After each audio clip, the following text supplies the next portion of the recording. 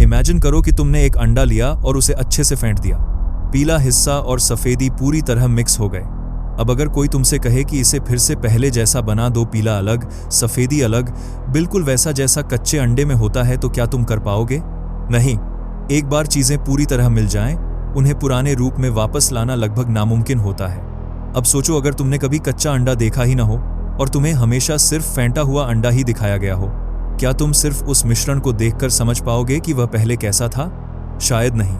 और यही हमारी असली समस्या है, क्योंकि जिस ब्रह्मांड में हम जी रहे हैं वह भी कुछ ऐसा ही है, एक मिक्स्ड वर्जन। आज हम तारे देखते हैं, गैलेक्सीज देखते हैं, ब्लैक होल्स देखते हैं, लेकिन यह सब कहानी का अंतिम परिणाम है। शुरुआत कैसी थी, यह सीधे दिखाई नहीं देता। हम शुरुआत को इसलिए नहीं देख पाते क्योंकि समय बीत चुका है। लेकिन यहाँ एक कमाल की बात है, लाइट। रोशनी को एक जगह से दूसरी जगह पहुंचने में समय लगता है। इसका मतलब है कि जितनी दूर कोई चीज है, हम उसे उतना ही पुराना देख रहे हैं।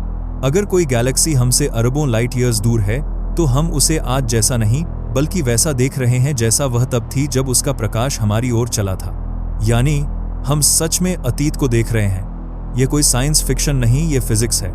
और इसी सिद्धांत ने हमें ब्रह्मांड के इतिहास को पढ़ने का तरीका दिया। इसी काम के लिए इंसानों ने बनाया जेम्स वेब स्पेस टेलीस्कोप यानी JWST। जब 2022 में इसकी पहली तस्वीरें सामने आईं, तो वैज्ञानिकों के बीच उत्साह साफ दिखाई दे रहा था। वजह साफ थी, यह टेलीस्कोप पहले से कहीं ज्यादा दूर और ज्यादा पुराना ब्रह्मांड देखने की क्षमता रखता है। इसकी खास बात यह है कि यह इंफ्रारेड में देखता है। अब सवाल आता है कि इंफ्रारेड इतना जरूरी क्यों है? इसका कारण है ब्रह्मांड का फैलना। ब्रह्मांड लगातार फैल रहा है, और जब वह फैलता है तो दूर से आने वाली रोशनी की तरंगें भी खिंच जाती हैं। इस खिंचाव को रेड शिफ्ट कहा जाता है। बहुत दूर की गैलेक्सीज से आने वाला प्रकाश इतना खींच चुका होता है कि वह सामान्य दिखाई देने वाली रोशनी में नहीं रहता, बल्कि इंफ्रारेड में पहुंच जाता है। अगर हमारे पास ऐसा यंत्र न हो जो इंफ्रारेड देख सके, तो हम उन शुरुआती गैलेक्सीज को देख ही नहीं पाएंगे। JWST ने जब आकाश के एक बेहद छोटे हिस्से की डीप फील्ड तस्वीर ली, तो वैज्ञानिक भी चौंक गए। उस छोटे से हिस्से में जहां हमें कुछ तारे दिखने की उम्मीद थी, वहां सैकड़ों नहीं बल्कि हजारों गैलेक्सीज दिखाई दी। कुछ इतनी दूर कि उनका प्रकाश ब्रह्मांड के शुरुआती दौर से चला था। तस्वीर में कई जगह रोशनी मुड़ी हुई दिखाई देती है। यह ग्रेविटी का असर है, जिसे ग्रेविटेशनल लेंसिंग कहते हैं। भारी गैलेक्सीज अपने आसपास से गुजरने वाली रोशनी को मोड़ देती हैं, जैसे कोई कांच का लेंस काम करता है। इसी वजह से हमें और भी दूर की चीजें दिखाई दे जाती हैं। लेकिन असली बात यहां से शुरू होती है। वैज्ञानिकों को उम्मीद थी कि ब्रह्मांड के शुरुआती समय में सब कुछ थोड़ा सरल और कम विकसित होगा। गैस इकट्ठी हो रही होगी, छोटे छोटे ढांचे बन रहे होंगे और गैलेक्सीज धीरे धीरे आकार ले रही होंगी। पर JWST ने जो दिखाया वह उम्मीद से अलग था। शुरुआती ब्रह्मांड में पहले से काफी गैलेक्सीज मौजूद थीं, और कुछ तो उम्मीद से ज्यादा चमकीली थीं। यह देखकर सवाल उठता है, इतनी जल्दी यह सब कैसे बन गया? गैलेक्सीज को बनने में समय लगता है। गैस को ग्रेविटी के कारण इकट्ठा होना पड़ता है। तारे जलते हैं, मरते हैं, फिर नई पीढ़ी के तारे बनते हैं। यह सब एक लंबी प्रक्रिया है। फिर शुरुआती समय में इतनी तैयार गैलेक्सीज कैसे दिख रही हैं? यहीं पर हमारी समझ और ओवरव्यू के बीच तनाव पैदा होता है। हमारे मॉडल कुछ और कहते हैं और आकाश कुछ और दिखा रहा है। क्या हमारी गणना में कमी है? क्या ब्रह्मांड हमारी सोच से ज्यादा तेजी से विकसित हुआ? या क्या हमने शुरुआत को समझने में कहीं कोई महत्वपूर्ण बात मिस कर दी है? जितना पीछे हम देखने की कोशिश करते हैं, उतना ही पिक्चर धुंधला होता जाता है। जैसे फेंटा हुआ अंडा देखकर उसकी असली शक्ल का अंदाजा लगाना मुश्किल है, वैसे ही आज के ब्रह्मांड को देखकर उसकी पहली अवस्था समझना आसान नहीं है। फिर भी एक बात साफ है, हम अब ब्रह्मांड को सिर्फ दूर से नहीं देख रहे, हम उसे समय में पीछे जाकर देख रहे हैं। हर नई तस्वीर, हर नया डेटा पॉइंट हमें थोड़ा और पास ले जा रहा है उस पल के जब सब कुछ शुरू हुआ था। लेकिन साथ ही हर नई खोज एक नया सवाल भी खड़ा कर देती है। शायद ब्रह्मांड हमारी उम्मीद से ज्यादा जटिल है। शायद उसकी शुरुआत उतनी सीधी नहीं थी जितना हमने सोचा। और शायद इस मिक्स्ड ब्रह्मांड को समझने के लिए हमें अभी बहुत कुछ सीखना बाकी है। अब सीधा एक बड़ा सवाल उठता है, ब्रह्मांड की उम्र कितनी है? आपने कई बार सुना होगा कि ब्रह्मांड लगभग 13.8 बिलियन ईयर्स पुराना है, लेकिन यह संख्या आई कहां से? क्या यह सिर्फ एक अनुमान है या इसके पीछे ठोस विज्ञान है? असल में यह संख्या ब्रह्मांड के फैलाव को मापकर निकाली गई है। 20वीं सदी में जब वैज्ञानिकों ने दूर की गैलेक्सीज का प्रकाश ध्यान से देखना शुरू किया, तो तो उन्होंने पाया कि लगभग हर गैलेक्सी हमसे दूर जा रही है। और सिर्फ दूर ही नहीं जा रही, बल्कि जितनी दूर गैलेक्सी है वह उतनी ही तेजी से दूर जा रही है। यह कोई संयोग नहीं था, बल्कि एक पैटर्न था। जब कोई वस्तु हमसे दूर जाती है तो उसकी रोशनी रेडशिफ्ट हो जाती है, यानी उसकी तरंगें खिंचकर लंबी हो जाती हैं। इसी रेडशिफ्ट को मापकर वैज्ञानिक यह समझ पाते हैं कि कोई गैलेक्सी कितनी तेजी से दूर जा रही है। इस संबंध को गणित में बदलकर जो मान निकला उसे हबल कांस्टेंट कहा गया, जो बताता है कि ब्रह्मांड किस गति से फैल रहा है। अब यहाँ तर्क बहुत सीधा है। अगर आज ब्रह्मांड फैल रहा है तो पहले वह छोटा रहा होगा, और अगर हम समय को पीछे की ओर सोचें तो एक ऐसा समय आएगा जब सारी गैलेक्सीज, सारा पदार्थ एक दूसरे के बहुत करीब रहा होगा। यही विचार बिग बैंग मॉडल की नींव है। जॉर्जेस लेमैत्र ने सबसे पहले यह सुझाव दिया था कि यदि ब्रह्मांड आज बड़ा और ठंडा है तो अतीत में वह छोटा और अत्यधिक गर्म रहा होगा, यानी किसी समय सारी ऊर्जा और पदार्थ अत्यधिक सघन अवस्था में रहे होंगे और फिर तेजी से विस्तार हुआ होगा। लेकिन केवल यह सोच लेना काफी नहीं था, वैज्ञानिकों को सबूत चाहिए था। यहाँ एक और बड़ा प्रमाण सामने आया, कॉस्मिक माइक्रोवेव बैकग्राउंड रेडिएशन यानी CMB। बिग बैंग के लगभग 3,80,000 साल बाद ब्रह्मांड इतना ठंडा हो गया कि इलेक्ट्रॉन्स और प्रोटॉन्स मिलकर एटम्स बनाने लगे। इससे पहले ब्रह्मांड एक गर्म प्लाज्मा जैसा था, जिसमें प्रकाश स्वतंत्र रूप से यात्रा नहीं कर सकता था। जैसे ही एटम्स बने, प्रकाश पहली बार खुलकर फैल सका। वही प्रकाश आज भी मौजूद है, लेकिन ब्रह्मांड के लगातार फैलने की वजह से उसकी तरंगें खिंच चुकी हैं और अब वो माइक्रोवेव के रूप में दिखाई देता है। CMB असल में ब्रह्मांड की बचपन की तस्वीर है। जहां भी हम अंतरिक्ष में देखते हैं, हमें वही हल्की माइक्रोवेव चमक मिलती है। जब वैज्ञानिकों ने CMB को विस्तार से मापा तो उसमें छोटे छोटे टेम्परेचर फ्लक्चुएशंस दिखाई दिए। ये बहुत मामूली अंतर थे, लेकिन यही बाद में गैलेक्सीज और क्लस्टर्स बनने के बीज बने। इसका मतलब यह हुआ कि हम आज जो बड़े बड़े स्ट्रक्चर देखते हैं, उनकी जड़ें उसी शुरुआती रेडिएशन में छिपी हैं। अब जब हम ब्रह्मांड के फैलाव की दर, गैलेक्सीज के रेड शिफ्ट, सुपरनोवा की चमक और CMB के पैटर्न, इन सब को एक साथ रखते हैं तो एक ही तस्वीर बनती है। अलग अलग तरीकों से मापने पर भी ब्रह्मांड की उम्र लगभग 13.8 बिलियन ईयर्स ही निकलती है। यह कोई एक प्रयोग का नतीजा नहीं, बल्कि कई स्वतंत्र मापों का मेल है। लेकिन विज्ञान की खूबसूरती यही है कि कहानी यहीं खत्म नहीं होती। जैसे जैसे डेटा और सटीक हुआ, कुछ छोटे अंतर भी सामने आने लगे। उदाहरण के लिए, हबल कांस्टेंट को मापने के अलग अलग तरीकों में हल्का फर्क दिखा। CMB के आधार पर निकली दर और पास की गैलेक्सीज के आधार पर निकली दर में थोड़ा अंतर है। यह फर्क बहुत बड़ा नहीं है, लेकिन इतना जरूर है कि वैज्ञानिक इसे नजरअंदाज नहीं कर सकते। इसे आज हबल टेंशन कहा जाता है। इसका मतलब यह हो सकता है कि या तो हमारी माप तकनीकों में कोई बारीक कमी है, या फिर हमारे मॉडल में कुछ ऐसा है जिसे हम अभी पूरी तरह समझ नहीं पाए हैं। इस समय हमारे पास हॉट बिग बैंग मॉडल है, जो हाइड्रोजन और हीलियम की मात्रा को समझाता है, CMB को समझाता है और बड़े पैमाने पर ब्रह्मांड की संरचना को भी समझाता है। लेकिन अगर कुछ ऑब्जर्वेशंस बार बार थोड़ा अलग संकेत दे रहे हैं, तो इसका मतलब है कि कहानी अभी पूरी नहीं हुई। ब्रह्मांड की उम्र जान लेना अंत नहीं है। असली सवाल यह है कि वह कितनी तेजी से विकसित हुआ, कब कब उसकी गति बदली, और क्या शुरुआती समय में कुछ ऐसा हुआ जो हमारे मौजूदा मॉडल से थोड़ा अलग था। जितना पीछे हम देखने की कोशिश करते हैं, उतना ही साफ होता है कि ब्रह्मांड सीधी रेखा में नहीं समझ आता। वह परतों में खुलता है और हर परत के साथ नए सवाल सामने आते हैं। यही वजह है कि 13.8 बिलियन ईयर्स की संख्या मजबूत होने के बावजूद वैज्ञानिक अभी भी पूरी तरह संतुष्ट नहीं हैं, क्योंकि ब्रह्मांड सिर्फ एक आंकड़ा नहीं है, बल्कि एक चलती हुई कहानी है और शायद उसके शुरुआती अध्याय में अभी भी कुछ पंक्तियां अधूरी हैं। अब तक हमने देखा कि ब्रह्मांड की उम्र लगभग 13.8 बिलियन ईयर्स मानी जाती है और यह संख्या कई मजबूत प्रमाणों पर टिकी है। लेकिन जैसे ही हम शुरुआती ब्रह्मांड को और करीब से देखने लगे, खासकर नई दूरबीनों की मदद से, कुछ ऐसी चीजें सामने आईं जिन्होंने वैज्ञानिकों को सोचने पर मजबूर कर दिया।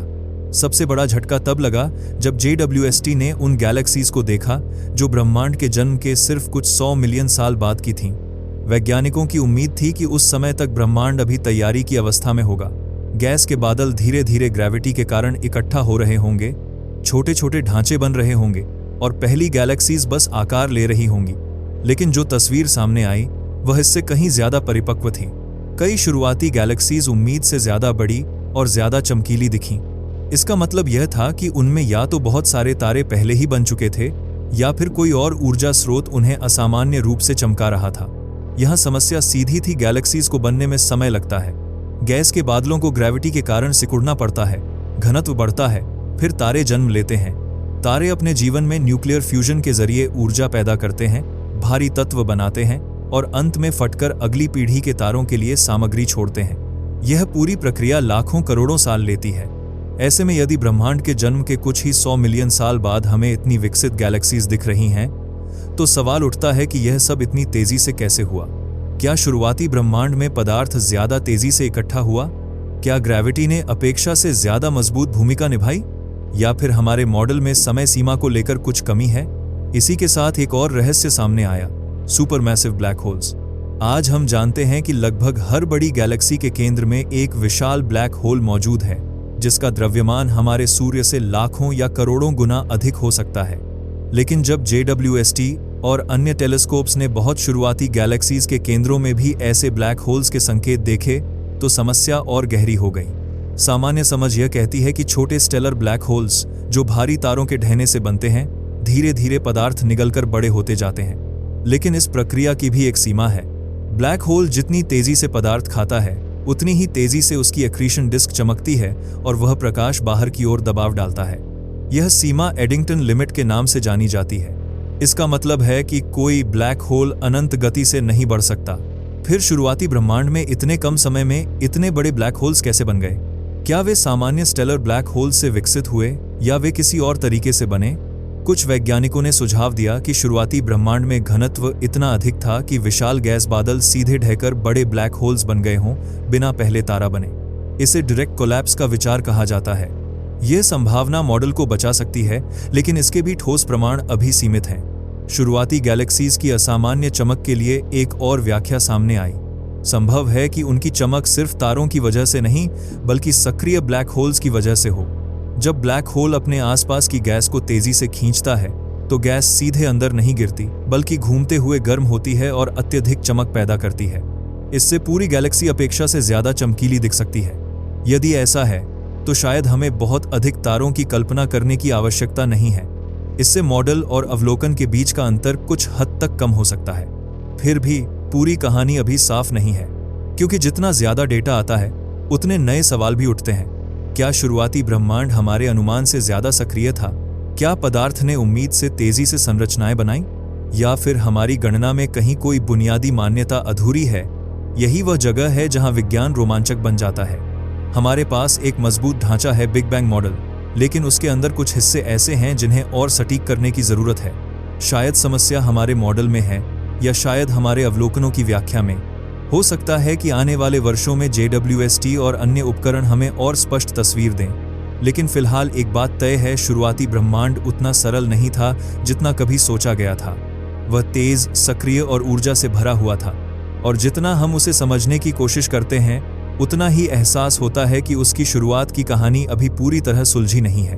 अब कहानी एक और दिलचस्प मोड़ लेती है। अगर शुरुआती ब्रह्मांड में गैलेक्सीज उम्मीद से ज्यादा तेजी से बन रही थीं और उनके केंद्र में सुपरमैसिव ब्लैक होल्स भी पहले से मौजूद थे, तो हमें यह समझना होगा कि आखिर इन ब्लैक होल्स की असली कहानी क्या है। क्योंकि ब्लैक होल सिर्फ कोई रहस्यमय गड्ढा नहीं है, यह ब्रह्मांड के विकास में बहुत बड़ी भूमिका निभाता है। लगभग हर बड़ी गैलेक्सी के केंद्र में एक सुपरमैसिव ब्लैक होल पाया जाता है। हमारी अपनी मिल्की वे के केंद्र में भी सैजिटेरियस ए नाम का एक विशाल ब्लैक होल है। लेकिन सवाल वही है, इतना बड़ा बनने में उसे कितना समय लगा होगा? और अगर शुरुआती ब्रह्मांड में भी ऐसे ही दानव मौजूद थे, तो वे इतने कम समय में कैसे बन गए? सामान्य रूप से ब्लैक होल तब बनता है जब कोई बहुत भारी तारा अपने जीवन के अंत में ढह जाता है। उसका केंद्र सिकुड़कर एक स्टेलर ब्लैक होल बना देता है, जिसका द्रव्यमान सूर्य से कुछ गुना या दर्जनों गुना ज्यादा हो सकता है। फिर ये ब्लैक होल आसपास की गैस और धूल को खींचता है और धीरे धीरे बढ़ता है। लेकिन यह बढ़ने की प्रक्रिया अनंत नहीं होती। यहाँ आता है एडिंगटन लिमिट। जब ब्लैक होल तेजी से पदार्थ खाता है, तो उसके आसपास की एक्रीशन डिस्क बेहद गर्म और चमकीली हो जाती है। यह चमक फोटॉन के रूप में बाहर की ओर दबाव डालती है। एक बिंदु पर यह दबाव अंदर गिरते पदार्थ को रोकने लगता है। यानी ब्लैक होल जितना चाहे उतनी तेजी से नहीं बढ़ सकता। यह प्रकृति की एक तरह की स्पीड लिमिट है। अब समस्या समझिए। अगर शुरुआती ब्रह्मांड की उम्र उस समय सिर्फ कुछ 100 मिलियन साल थी तो स्टेलर ब्लैक होल्स को सुपरमैसिव बनने के लिए पर्याप्त समय नहीं मिलना चाहिए था। गणनाएं दिखाती हैं कि भले ही कोई ब्लैक होल लगातार एडिंगटन लिमिट के करीब बढ़े, तब भी इतनी कम ड्यूरेशन में अरबों गुना मास पाना बहुत कठिन है। फिर JWST ने जिन शुरुआती गैलेक्सीज में विशाल ब्लैक होल्स के संकेत देखे, वे हमारी अपेक्षाओं से मेल नहीं खाते। इसका मतलब है कि या तो वे किसी और तरीके से बने या फिर हमारे विकास मॉडल अधूरे हैं। इसी वजह से वैज्ञानिकों ने एक और विचार पर ध्यान दिया, डायरेक्ट कोलैप्स ब्लैक होल्स। इस विचार के अनुसार शुरुआती ब्रह्मांड में कुछ क्षेत्रों में गैस का घनत्व इतना अधिक था कि पूरा विशाल गैस बादल सीधे ढहकर एक बड़े ब्लैक होल में बदल गया, बिना पहले तारा बने। अगर ऐसा हुआ हो तो यह समझ में आता है कि शुरुआती समय में ही बड़े ब्लैक होल्स मौजूद रहे हों। लेकिन इस प्रक्रिया के लिए भी विशेष परिस्थितियां चाहिए, जैसे गैस का तापमान, घनत्व और आसपास की रेडिएशन का स्तर। अभी तक इस पर शोध जारी है और कुछ संकेत मिलते हैं कि यह संभव हो सकता है, पर पूरी तरह सिद्ध नहीं हुआ है। इसी दौरान एक और केस चर्चा में आया, LID 568 नाम का एक दूरस्थ ब्लैक होल। शुरुआती एनालिसिस में लगा कि यह एडिंगटन लिमिट से कहीं ज्यादा तेजी से पदार्थ खा रहा है, मानो नियम टूट गया हो। अगर यह सच होता तो यह दिखाता कि शुरुआती ब्रह्मांड में ब्लैक होल्स अस्थायी रूप से सीमा से ऊपर जाकर तेजी से बढ़ सकते थे। लेकिन बाद में जब डेटा को और गहराई से देखा गया तो पता चला कि धूल और अन्य प्रभावों ने उसकी चमक को गलत तरीके से प्रभावित किया था। नए एनालिसिस के बाद उसका विकास सामान्य सीमा के भीतर ही पाया गया, यानी रहस्य अभी भी कायम है। यह सब हमें एक बड़ी सच्चाई की ओर ले जाता है। शुरुआती ब्रह्मांड में प्रक्रियाएं बहुत तेज और जटिल रही होंगी। गैलेक्सीज का निर्माण, तारों का जन्म, ब्लैक होल्स का विकास, यह सब एक साथ चल रहा था। शायद शुरुआती वातावरण आज से अलग था, जहां गैस ज्यादा घनी थी, संरचनाएं तेजी से बन रही थीं और ऊर्जा का प्रवाह अलग था। हो सकता है कि हम अभी उन शुरुआती स्थितियों को पूरी तरह समझ नहीं पाए हैं। फिर भी एक बात साफ है, ब्लैक होल्स सिर्फ ब्रह्मांड के अंत का प्रतीक नहीं, बल्कि उसके विकास का भी हिस्सा हैं। वे गैलेक्सीज के केंद्र में बैठकर उनके आकार और गति को प्रभावित करते हैं। उनकी ऊर्जा आसपास के तारों के निर्माण को बढ़ा भी सकती है और रोक भी सकती है। इसलिए अगर हम ब्रह्मांड की शुरुआत को समझना चाहते हैं तो ब्लैक होल्स की भूमिका को समझना जरूरी है। जितना हम शुरुआती ब्रह्मांड की तरफ देखते हैं, उतना एहसास होता है कि वह हमारी कल्पना से कहीं ज्यादा गतिशील और सक्रिय था। और शायद यही वजह है कि हर नया डेटा हमारी पुरानी धारणाओं को थोड़ा थोड़ा बदल देता है। अभी तस्वीर पूरी नहीं है, लेकिन हर नई खोज हमें उस पहेली के और करीब ले जा रही है जिसे हम ब्रह्मांड की उत्पत्ति कहते हैं। अब तक हमने गैलेक्सीज, ब्लैक होल्स और ब्रह्मांड की उम्र की बात की, लेकिन अब आते हैं एक ऐसी पहेली पर जो दिखने में छोटी है पर असर बहुत बड़ा डालती है, लिथियम की समस्या। यह सुनने में साधारण लग सकता है, क्योंकि लिथियम एक हल्का तत्व है जिसे हम बैटरीज, दवाइयों और कई उपकरणों में इस्तेमाल करते हैं। लेकिन ब्रह्मांड की शुरुआत को समझने में यही छोटा सा तत्व बड़ा सवाल बन जाता है। बिग बैंग के बाद शुरुआती कुछ मिनटों में जब तापमान अरबों डिग्री पर था, तब धीरे धीरे पहले एटॉमिक न्यूक्लियाई बनने लगे। इस प्रक्रिया को बिग बैंग न्यूक्लियोसिंथेसिस कहा जाता है। उस समय मुख्य रूप से हाइड्रोजन और हीलियम बने। गणनाएं बताती हैं कि शुरुआती ब्रह्मांड में लगभग 75% हाइड्रोजन और करीब 25% हीलियम रहा होगा। इन दोनों की मात्रा आज के अवलोकनों से काफी हद तक मेल खाती है। यही बिग बैंग मॉडल की सबसे बड़ी ताकत है। लेकिन इन्हीं गणनाओं में एक छोटी मात्रा लिथियम की भी निकलती है और यहीं से समस्या शुरू होती है। जब वैज्ञानिक पुराने, बेहद प्राचीन तारों की स्पेक्ट्रोस्कोपी करते हैं, यानी उनके प्रकाश को तोड़कर उसमें मौजूद तत्वों की पहचान करते हैं, तो उन्हें लिथियम की मात्रा मॉडल से कम मिलती है। गणना कहती है कि शुरुआती ब्रह्मांड में जितना लिथियम बनना चाहिए था, वास्तविकता में उसका लगभग 1/3 ही दिखाई देता है। यह अंतर छोटा नहीं है। यदि मॉडल हाइड्रोजन और हीलियम को लगभग सटीक बताता है, तो लिथियम में इतनी बड़ी कमी क्यों? क्या हमारी गणना में गलती है या अवलोकन में? यहाँ एक और दिलचस्प बात जुड़ती है। लिथियम के दो मुख्य रूप होते हैं, लिथियम 6 और लिथियम 7। मॉडल के अनुसार लिथियम 7 ज्यादा होना चाहिए और लिथियम 6 बहुत कम, लेकिन कुछ अवलोकनों में लिथियम 6 अपेक्षा से ज्यादा दिखाई देता है। यानी न सिर्फ कुल मात्रा में फर्क है, बल्कि रेशियो में भी गड़बड़ी है। यह सीधे सीधे बिग बैंग मॉडल को चुनौती देता हुआ लगता है। अब यहाँ दो रास्ते हैं। पहला, मॉडल में सुधार। हो सकता है कि शुरुआती ब्रह्मांड में कुछ अतिरिक्त प्रक्रियाएं हुई हों, जैसे किसी प्रकार की पार्टिकल फिजिक्स जो हमने अभी पूरी तरह नहीं जोड़ी है। कुछ वैज्ञानिक मानते हैं कि शुरुआती क्षणों में क्वांटम प्रभावों या नए कणों की भूमिका रही हो सकती है जिन्होंने लिथियम की मात्रा को प्रभावित किया हो। अगर ऐसा है तो हमें बिग बैंग न्यूक्लियोसिंथेसिस की गणना को थोड़ा अपडेट करना पड़ेगा, लेकिन इसका मतलब यह नहीं कि पूरा मॉडल गलत है। दूसरा रास्ता है अवलोकन की सीमाएं। लिथियम की मात्रा बहुत कम होती है और उसे मापना आसान नहीं है। हम सीधे शुरुआती ब्रह्मांड को नहीं मापते, बल्कि पुराने तारों को देखते हैं जो उस समय के अवशेष हैं। लेकिन तारे अपने अंदर कई न्यूक्लियर प्रक्रियाएं चलाते हैं। संभव है कि वे अपने जीवन के दौरान लिथियम को नष्ट कर देते हों या उसकी मात्रा बदल देते हों। अगर ऐसा है तो जो हम माप रहे हैं वह शुरुआती ब्रह्मांड का शुद्ध संकेत नहीं, बल्कि तारों के भीतर हुए बदलाव का परिणाम हो सकता है। यानी फिर वही सवाल, क्या समस्या मॉडल में है या माप में? विज्ञान अक्सर ऐसे ही काम करता है। जब डेटा और सिद्धांत में टकराव होता है तो हमें दोनों को दोबारा जांचना पड़ता है। यही प्रक्रिया हमें बेहतर समझ की ओर ले जाती है। दिलचस्प बात यह है कि हाइड्रोजन और हीलियम की मात्रा आज भी मॉडल से लगभग पूरी तरह मेल खाती है। CMB का पैटर्न भी उसी कहानी का समर्थन करता है। इसलिए अधिकांश वैज्ञानिक यह नहीं मानते कि बिग बैंग मॉडल पूरी तरह गलत है, बल्कि वे मानते हैं कि शायद तस्वीर में कोई छोटा हिस्सा अभी अधूरा है। लिथियम की समस्या उसी अधूरे हिस्से की तरह है, एक जिगसॉ पजल का टुकड़ा जो अभी ठीक से फिट नहीं हो रहा।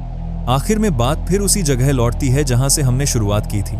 हम एक ऐसे ब्रह्मांड को समझने की कोशिश कर रहे हैं जो अरबों सालों की प्रक्रियाओं से गुजर चुका है। हम उसके संकेतों को पढ़ रहे हैं, रोशनी, रेडिएशन, तत्वों की मात्रा, गैलेक्सीज की संरचना और उनसे अतीत की कहानी जोड़ रहे हैं। कई हिस्से साफ हैं, कुछ धुंधले हैं और कुछ अभी भी रहस्य बने हुए हैं।